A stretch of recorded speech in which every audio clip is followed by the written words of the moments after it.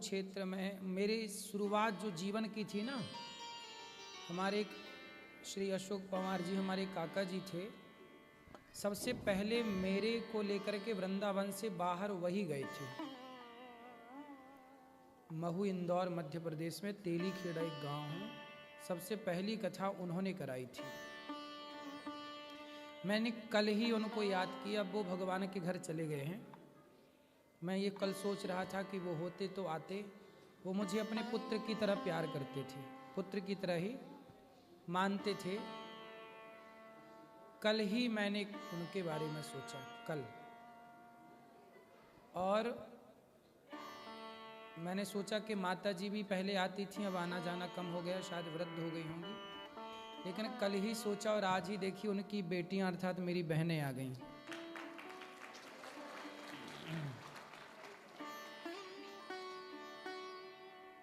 कितना बड़ा संयोग है ये। आपको देख के मुझे आश्चर्य हुआ कि देखो मेरे मन के भाव वहाँ पहुँचे थे, उनको याद किया तो देखो आपका दर्शन हो जाना मतलब उन्हीं का दर्शन होना।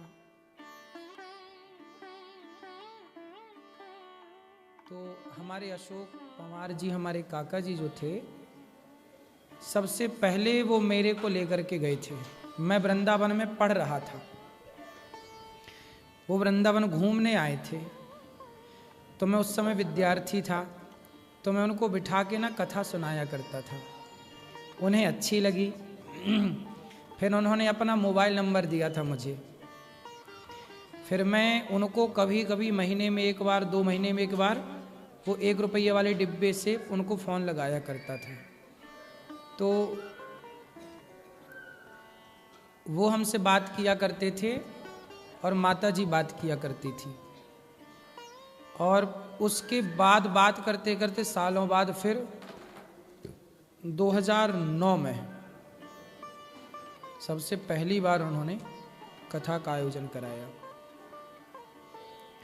वो मेरे जीवन की शुरुआत थी, बाहर पहली कथा थी वो। फिर दूसरी हुई, फिर तीसरी हुई, फिर चौथी हुई। और उनके माध्यम से आज तक आप सबकी। अच्छा, वो ऐसे भी थे कथा सुनते, वो बहुत बड़े भक्त थे, कथा सुनते थे, उनको बहुत सारा ज्ञान भी था। तो मुझे बताया भी करते थे पुत्र के नाते कि ये कथा ऐसी है, ये बात ऐसी है, ये बात ऐसी अच्छी नहीं है, ये बात ऐसी अच्छी लगेगी। तो वो मेरे एक पिता के रूप में मार्गदर्शक भगवान ने मुझे उनसे मिलाया। माता जी कैसी हैं? आई नहीं?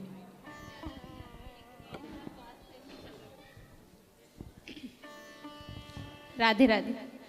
स्वास्थ्य तो थोड़ा सा अभी ठंड के कारण लेके नहीं आए उनको। मन तो उनका ऐसा रहता है कि बस मुझे यहीं रहना है। ठीक है, स्वास्थ्य ठीक है, ठीक। हाँ, चलती फिरती हैं, बढ़िया हाँ, है। ऐसे चलते फिरते। और सब बहनों का, बच्चियों का, सबका ब्याह यहाँ हो गया? मोनू और सोनू का हुआ है अभी, और शिवानी का। अच्छा, चलो, सब आए हैं। हाँ। 5 बहनें हैं, ये 5 बहनें ही बहनें हैं, भाई नहीं है इनका। तो मुझे इन्होंने सबसे पहले, मैया ने मुझे बेटा कहा, तो मैं ही इनका भाई हूँ।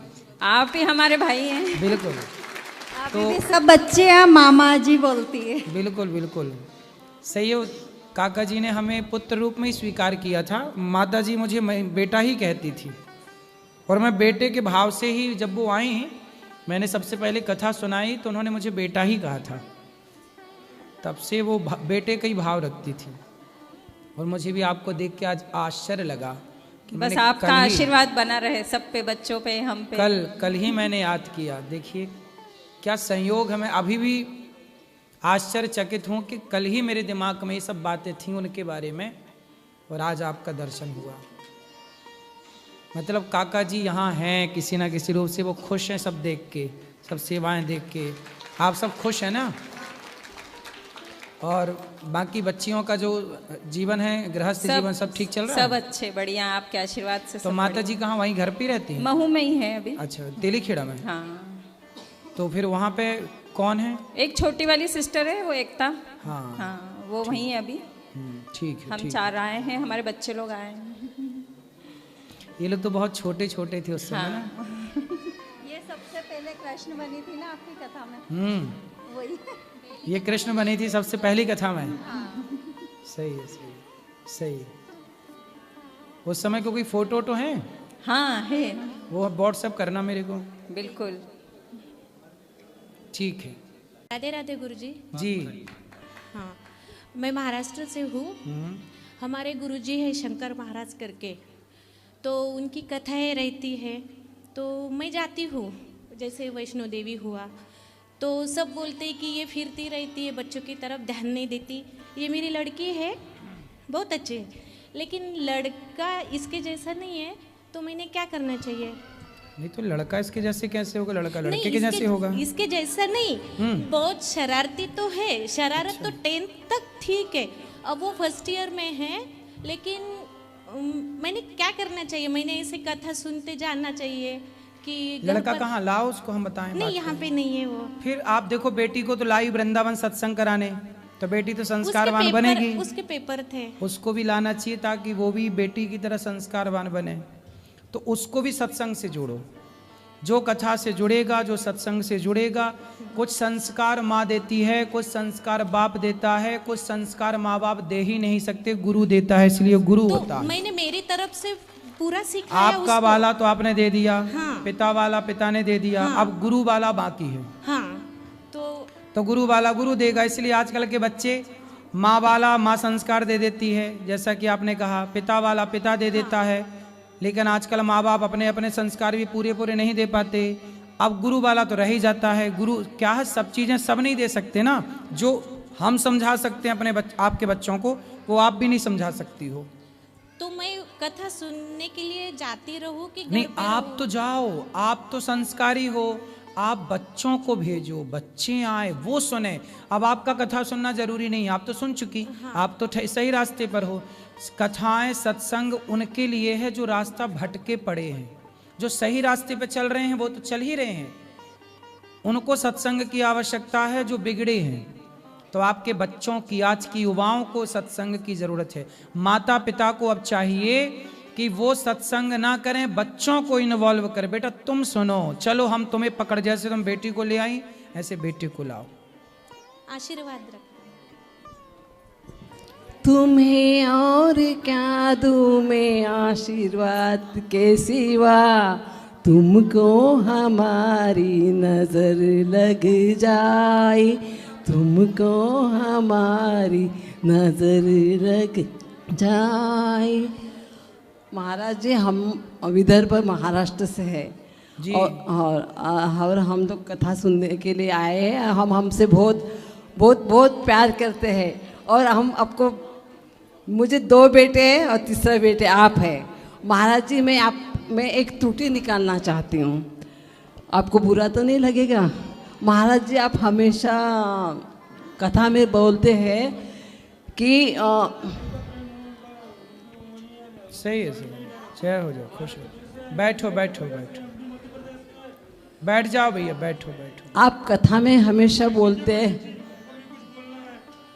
आप हमेशा कथा में बोलते हैं कि लड़के जो बिगड़ जाते हैं, माँ बाप को वृद्धाश्रम में छोड़ देते, कहीं भी छोड़ देते, तो माँ बाप अच्छे संस्कार नहीं देते। लेकिन मुझे नहीं लगता कि हर माँ अपने बच्चों को अच्छे ही संस्कार देती है। कोई माँ ऐसी नहीं चाहती कि अपना बच्चा बिगड़ जाए, और अपने माँ बेटे से ऐसी कभी उम्मीद भी नहीं करती कि मुझे बेटा छोड़ दे कहीं।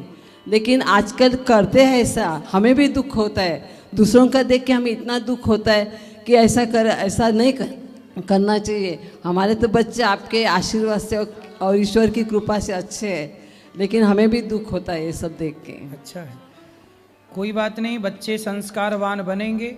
धीरे धीरे अब कथाएं सुन रहे हैं, धीरे धीरे समाज जागेगा और लोग व्यवस्थित होंगे। हम रुक्मिणी के गांव से, आप आइए, जरूर। महाराष्ट्र का दर्शन कीजिए और विट्ठल भगवान का भी दर्शन कीजिए। जरूर मैया, विट्ठल जरूर। भगवान आपका इंतजार कर रहे हैं। जरूर जरूर जरूर। श्रीमन नारायण गुरु जी, जी। मैं एक दवा व्यवसायी हूँ। मैं दवा बेचता हूँ, लेकिन कभी कभी कुछ लोगों के माध्यम से मुझे नकली दवाएं मिल जाती हैं। मैं तो दाम असली दाम का देता हूँ, असली दवाओं का, लेकिन मुझे जब जानकारी होती है तो मुझे इस बात का बहुत कष्ट होता है कि किसी मरीज को मेरे द्वारा वो दवा नकली पहुँची। तो क्यों नकली दवा क्यों बेचते हो फिर? मैं जानबूझ के नहीं बेचता हूँ गुरुजी, मैं तो असली दाम दे के लाता हूँ। लेकिन आपको कोई नकली पकड़ा देता है जी, तो आप लोग देख लिया करो ना कि नकली असली क्या है। महाराज जी 2000 लगभग दवाएं मैं बेचता हूँ, लगभग चेक किया जाता है। लेकिन कई ऐसी दवाएं होती है महाराज जी जो पकड़ में ही नहीं आती है। जब आप खाएंगे या कोई खाएगा और काम नहीं करेगा तो पता चलती है वो नकली दवाएं हैं। आपका आगरा सबसे बड़ा हब है इस चीज़ का। अब मुझे समझ में नहीं आता इसके पाप की भागीदारी मैं बनूंगा या वो तो सरकार रोकती नहीं है? करती है महाराज जी, लेकिन सब पकड़े जाते हैं, पैसे में सब छोड़ दिए जाते हैं महाराज जी। ऐसे ऐसे पकड़े गए कि 2-2, 3-3 करोड़ रुपए दे के छोड़ दिए जाते हैं। अच्छा, ये भी एक कारोबार है। बहुत बहुत दुख होता है महाराज जी, कभी कभी बहुत दुखी हो जाता हूँ इस बात को लेके, डिप्रेस में चला जाता हूँ। मतलब दवाई मतलब मेडिकल वाले भी नहीं जान पाते कि ये नकली है? नहीं महाराज जी, ऐसी ऐसी दवाएं कॉपी होती हैं कि हम लोग भी इतने 15 सालों से इस व्यवस्था में जुड़े हैं, लेकिन हम लोग भी नहीं पकड़ पाते हैं। अब ऐसे पहले तो आसानी से पकड़ी जा सकती थी, लेकिन अब से मुँह बना दिए जाते हैं कि पकड़ ना पाए कोई। अच्छा। और कई ऐसे मरीज मर जाते हैं महाराज, कोई हार्ट का मरीज है, कोई शुगर का मरीज है। अब वो तो ये समझ के खा रहा है कि मैं दवाई खा रहा हूँ, मैं ठीक रहूँगा, लेकिन पता चलता है कि वो नहीं रहे। लेकिन वो जान नहीं पाता है कभी कि मतलब मैं क्यों, वो तो समझेगा कि मेरा समय आ गया। नहीं, पर ये सरकार को इस समय पूरा एक्शन लेना चाहिए। एक्शन लेती है महाराज, लेकिन जितने अधिकारी हैं ना सब पैसे लेके सब छोड़ देते हैं। सब 2-4 दुकान सीज रहेंगी 10 दिन 15 दिन। एक पार्टी की सी ऐसी सी थी 2.5 करोड़ रुपए की दवा महाराज जी पकड़ी गई, 2 ट्रक, लेकिन बाद में वो भी 15 दिन 1 महीने बाद जेल रहा, उसके बाद दुकानें खोल ली उसने। देखो, ये भ्रष्टाचार तो गलत है। ये तो जिंदगी से खिलवाड़ है ना, लोगों के साथ, लोगों के विश्वास के साथ खिलवाड़ है कि दवाइयाँ भी नकली मिलेंगी तब तो हो गया काम। ऐसे लेकिन जो हमारे ऊपर से जो लो लेवल के हैं वो तो जानबूझ के खरीदते हैं महाराज जी। तभी तो एक मैया मेरे पास आई, बोले गुरुजी मैं सल्फास खाई पर मरी नहीं, तो जरूर वो नकली वाली खाली होगी। तो महाराज जी जो लोग जानते हैं कि मैं नकली खरीद रहा हूँ, उनके आत्मा ये कहती नहीं होगी कि मैं गलत कर रहा हूँ? तो देखो, बेईमानों की कहाँ आत्मा भैया, कहाँ उनके हृदय में दया है, कहाँ करुणा है। आजकल पैसे ने सबको अंधा जो बना रखा है। तो क्या उस पाप का भागी मैं बनूंगा या नहीं बनूंगा? नहीं, आप क्यों बनेंगे, क्योंकि आपका दोष नहीं है, आपके साथ तो छल होता है ना। जी, मैं तो पूरी कोशिश करता हूँ महाराज जी कि ऐसा ना हो, लेकिन कभी कभी नहीं, पर आप जहाँ से लाते हो यदि पकड़ में आ जाए कि ये नकली है, तो आप ये पता लगाओ कि आपने जिससे खरीदा उसने कहाँ से लाया, फिर वो कहाँ से, फिर पता लग जाएगा। सारे वैसे पार्टियों से मैं काम बंद कर देता हूँ, ठीक है, उससे काम बंद कर देता हूँ, लेकिन सारे पता है, सारा आगरा हब है मन। आगरा? हाँ, 100% में 75% दवाएं नकली आगरा में बनती हैं। तो सरकार को इसमें तुरंत एक्शन लेना चाहिए। मेडिकल लाइन महाराज जी कभी कभी इतना दुख होता है, हॉस्पिटल में आज ये हाल है कि नॉर्मल आदमी पहुंचता है और उसको सीरियस बना दिया जाता है। हम लोग सब जानते हैं और आंखों देखा देखते हैं महाराज जी कि पेशेंट नॉर्मल है, लेकिन उसको इतना सीरियस पैसे कमाने के लिए बनाया जाता है कि कभी कभी आदमी मर जाता है। सही है। अभी मेरे एक दोस्त के भाई के साथ घटना हुई, वो पेशेंट नॉर्मल था, लेकिन पैसे कमाने के चक्कर में उसकी इंश्योरेंस क्लेम थी कि क्लेम मिलेगा, और जिसके क्लेम रहती है महाराज जी उससे हॉस्पिटल वाले और सीरियस बना देते हैं कि इसको पैसे की दिक्कत नहीं है, इंश्योरेंस कंपनी देगी, तो उसको और सीरियस बना देते हैं। कुछ लोग बच जाते हैं, कुछ लोग मर जाते हैं महाराज। ऐसे लोगों की मतलब पैसा कमाने के लिए डॉक्टर लोग मार भी डालते हैं। एकदम महाराज जी, उसको पहले पेशेंट सीरियस बनाते हैं, उसको ये आईसीयू में डालो, इसको सीधा पकड़ के आईसीयू में डालो। नॉर्मल रहेगा तो कोई डालेगा नहीं, कुछ ऐसी दवाएं उसको दी जाती है कि पहले उसको आईसीयू में डालो। मतलब पहले दवाई देकर उसको और बीमार किया जाता है। नॉर्मल करके सीरियस बनाओ। अरे राम राम। सीरियस बनाने के बाद तब उसका इलाज करो। देखो जरा कितना ना वो देखते हैं ना कि आदमी गरीब है कि अमीर है, समझ में नहीं आता उन लोगों की आत्मा क्या कहती है। इसीलिए शिक्षा में धर्म का होना जरूरी है। यदि हमारे देश के डॉक्टर यदि भारतीय दर्शन पढ़ के, गीता पढ़ के, यदि वेद पुराण पढ़ के थोड़ा सा वो धर्म का ज्ञान रख के डॉक्टर बनते तो वो किसी के साथ बुरा ना करते। ऐसा सभी नहीं है महाराज जी, लेकिन 25% है। सारे डॉक्टरों को, हॉस्पिटल को मैं ऐसा नहीं कर रहा हूँ, लेकिन 25% हॉस्पिटल डॉक्टर यही करते हैं महाराज जी। और ऐसा मैं ही नहीं, एक से एक डॉक्टर का प्रोडकास्ट हुआ है, ठीक है। एक दिल्ली के डॉक्टर हैं कैंसर के, उनका मैंने वीडियो देखा है, उनके बच्चे के साथ खुद ऐसा हुआ। उनकी वीडियो पूरी वायरल हुई थी। पता नहीं वो डॉक्टर हो के कैसे उन्होंने शब्द कहा, 1 घंटे की उनकी वीडियो है पूरी, और उन्होंने बताया, डॉक्टरों की पूरी कहानी बताई कुंडली, ऐसे ही सेम जैसे मैं बता रहा हूँ, ये सेम कुंडली कहानी है कि नॉर्मल पेशेंट को पहले सीरियस बनाओ, उसके बाद पहले फिर पैसा लूटो, बचेगा कि जिएगा वो तो बात की बात इस पर एक पिक्चर भी बन चुकी है ना, एक मुर्दे को भर्ती कर लिया था। जी, गब्बर। हाँ, डॉक्टरों ने मुर्दे को भर्ती करके। वो 100% सही है महाराज जी। अगर आप मुर्दे को भी भेज दीजिए ना पेशेंट को, तो वो जो है, अभी हमारे गोरखपुर में, गोरखपुर से हूँ, गोरखपुर में एक वीडियो वायरल हुआ था, एक न्यूज़ वाले ने इस पर काम किया था, जो डॉक्टरों का हॉस्पिटल से वो जाता था, बोलता कि मैं पेशेंट भेजूंगा, कमीशन कितना मिलेगा, तो ये होता था कि जिंदा लाओगे तो इतना मिलेगा, मुर्दा लाओगे तो इतना मिलेगा। मुर्दे के भी कमीशन मिलते हैं, बस मरीज को मालूम नहीं होना चाहिए कि वो मर गया है। मतलब ऐसे ऐसे डॉक्टर पड़े महाराज जी, उसको न्यूज़ पे भी वायरल है। हमारे यहाँ तो कई हॉस्पिटल भी वायरल हुए हैं, लेकिन प्रशासनिक कार्रवाई कोई नहीं, सारे पैसे देके, क्योंकि है क्या ना महाराज जी, अक्सर करके हॉस्पिटल अच्छे नेता विधायक ऐसे लोगों के हैं, तो उनके अच्छा, आजकल नेता विधायकों की हॉस्पिटल हैं? हाँ, मैक्सिमम लोगों की वही है। अच्छा, देखो, मालिक वो हैं, मतलब मालिक वो हैं, मालिक भी वही, चोर भी वही, हाँ, राजा भी वही। अब करो क्या करो, केवल एक अकाउंटेंट आम बैठा पब्लिक दिया। केवल मरे, आम पब्लिक के हाथ में केवल मरना है, पिरना है। बाकी अब सही कह रहे हो, बड़े बड़े नेता हॉस्पिटल बना रहे हैं, अब उनके हॉस्पिटल को पकड़ में आए कि मुर्दे को भर्ती कर रहे हैं, तो बंद कौन कराए? महाराज जी, मैं आपके माध्यम से ऐसे लोगों को थोड़ा आगाह करना चाहता हूँ कि भगवान से तो डरो, इंसान से ना तो डरो। सरकार को ना बिल्कुल निष्पक्ष करना चाहिए काम। पार्टी का नेता है, इसका मतलब ये नहीं कि बेईमानी करेगा। ईश्वर तो सब देख ही रहे हैं, लेकिन सरकार को ना ये जनता के साथ धोखा है, ये तो जनता के साथ धोखा हो रहा है। फिर यदि सरकार को सब पता है और फिर भी ये सब काम चल रहे हैं, तो ये तो जनता के साथ फिर धोखा है। सरकार तो महाराज जी करती है, लेकिन जो अधिकारी बैठे हैं ना ऊपर के, जो बीच के अधिकारी होते हैं, वो सारे पैसे लेके काम खत्म। जितना उन बड़ा अधिकारियों को खत्म करें, मतलब हटाएं नौकरी से। जी जी